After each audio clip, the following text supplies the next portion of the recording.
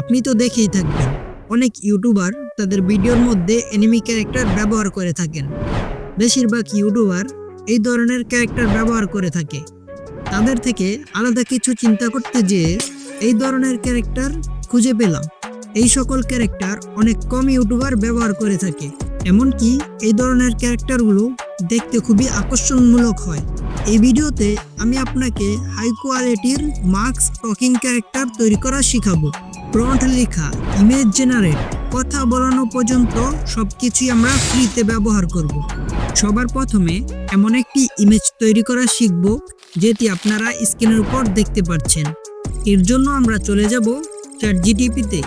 যারা আমার মতো একটু অলস প্রকৃতির তাদের জন্য একদম সহজে কিভাবে পেয়ে যাবেন এই ধরনের ক্যারেক্টার আমরা এই ভিডিওর শেষ অপশনে বলে দেব। জিমেল দিয়ে লগ ইন করার পর এমন একটি ইন্টারফেস দেখতে পারবো। এখান থেকে আমরা প্লাস আইকনে ক্লিক করব। এখন আমাদের গ্যালারির মতো একটা অপশন রয়েছে, এটাতে ক্লিক করার পর গ্যালারিতে নিয়ে যাবে। এখান থেকে আমরা আমাদের ছবিটাকে দিয়ে দিব। এখন একটি প্রম্পট লিখে দেব।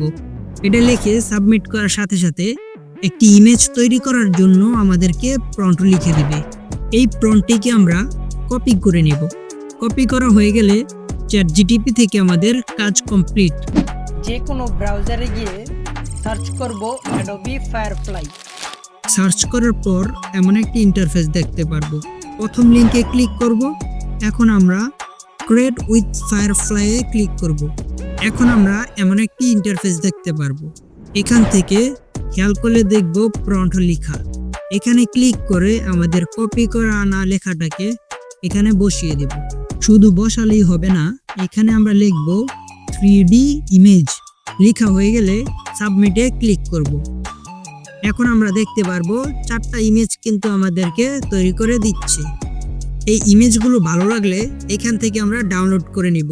যদি আমাদের ভালো না লাগে তাহলে আমরা আরেকটি কাজ করতে পারি। এই সাইটগুলোতে আমরা খেয়াল করলে দেখব অটো লেখা, এই লেখাটাকে আমরা অফ করে দেব। একটু নিচে খেয়াল করলে দেখব আপলোড ইমেজ, এখানে ক্লিক করব। এখন আমাদের গ্যালারিতে নিয়ে যাবে। গ্যালারি থেকে আমাদের ছবিটাকে আমরা অ্যাড করে দেব। সেম একইভাবে নিচে আরেকটি ইমেজ রয়েছে, এখানেও আগের ইমেজটিকেই অ্যাড করে দেব। এখন আমরা উপরে খেয়াল করলে দেখব স্কোয়ার, এখানে আমরা ক্লিক করে আমাদের সাইজটাকে সিলেক্ট করে দেব। আমাদের আগের প্রম্পটটি থাকা অবস্থায় আমরা জেনারেটে ক্লিক করে দেব। এখান থেকে আমরা খেয়াল করলে দেখব আরো 4টি ইমেজ রেডি হচ্ছে। এই 4টি ইমেজ থেকে যে ইমেজটি আমাদের ভালো লাগবে ওই ইমেজটিকে আমরা ডাউনলোড করে নেব। এখানে একটি গুরুত্বপূর্ণ বিষয় রয়েছে, এখানে ক্লিক করে যদি আমরা ডাউনলোড করি, ডাউনলোড হওয়ার পর আমরা খেয়াল করলে দেখব এখানে লেখা অ্যাডোবি ফায়ারফ্লাই। এই অ্যাডটি কিন্তু রয়েই যাবে। এটা যাতে না দেখা যায় এর জন্য আমরা এই পদ্ধতিতে ডাউনলোড করব না। এখান থেকে আমরা ব্যাক করে পেন্সিল আইকনে ক্লিক করব।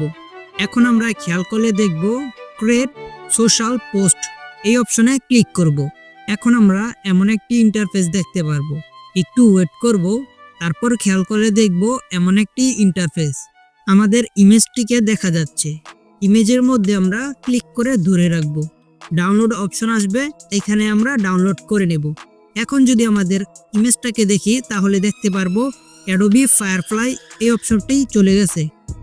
যে কোনো ব্রাউজারে গিয়ে সার্চ করব ডব এআই। জিমেল দিয়ে লগ ইন করার পর এমন একটি ইন্টারফেস দেখতে পারবো। টেমপ্লেটে ক্লিক করব। এখান থেকে নিউ অ্যাভাটারতে ক্লিক করব। এখন আমরা এমন একটি ইন্টারফেস দেখতে পারবো। একটু নিচে যেয়ে প্লাস আইকনে ক্লিক করব। আমাদেরকে গ্যালারিতে নিয়ে যাবে। আমরা যে ইমেজটিকে ডাউনলোড করেছিলাম ওই ইমেজটি এখানে অ্যাড করে দেব।